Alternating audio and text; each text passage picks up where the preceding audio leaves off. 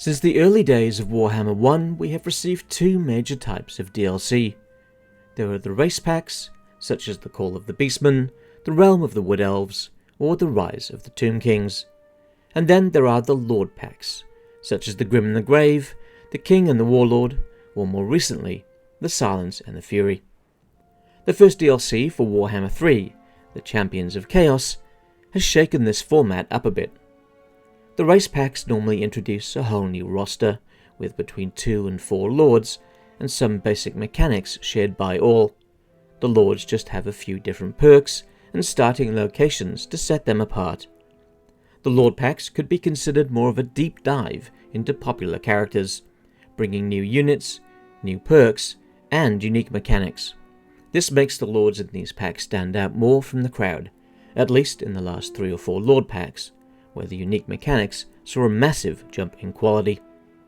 If we compare, say, Grom with Skarsnik, sure, Skarsnik has some great perks for goblins, but Grom has the whole cooking mechanic, adding a whole extra layer of immersion and fun to his campaign.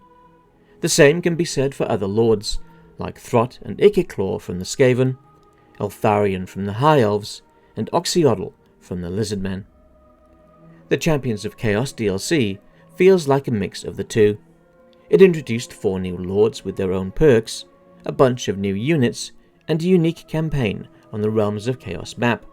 But because each new lord did not have their own unique mechanics, it allowed Creative Assembly to focus more on the race overhaul that accompanied the DLC.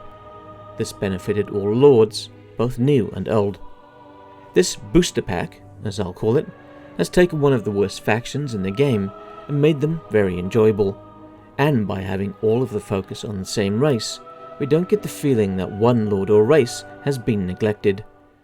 I was unsure about this approach at first, but the more you think about it, the more it makes sense to have booster packs become the norm. There are a number of races that need an overhaul and have an array of lords begging to be added to the game. The first to spring to mind is the Vampire Counts. While I have quite a few lords, they are either necromancers or members of the von Karstein bloodline. We have 4 other pretty unique bloodlines yet to be explored, with some interesting characters for each. If the Vampire Counts were to get additional lords in the traditional lord packs, then we would be lucky to see 2 of those bloodlines explored. But if Creative Assembly take the same approach as they did in the Champions of Chaos DLC, then we can get all 4 bloodlines in one handy booster pack. It could be argued that a similar situation exists with the Empire. They have a lot of characters yet to be added to the game, and while they have some interesting mechanics, they can certainly do with an oil change. Seeing a booster pack with 3 or 4 new lords and some additional mechanics for the race as a whole would benefit them immensely. Other races that I would want to see boosted would be Norska, the Lizardmen, the Dwarves, and the Game 3 races of Kislev and Cathay.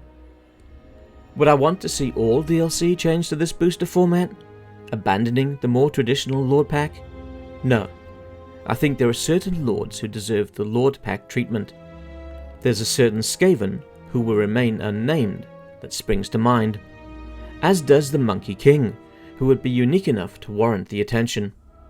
But for most lords that we have left, maybe it would be worth it. The race gets a boost, we have more lords to play, and old campaigns feel fresh again. I guess the question is, do we want more lords or more uniqueness? I'd love to hear your thoughts on how DLC should look in Game 3.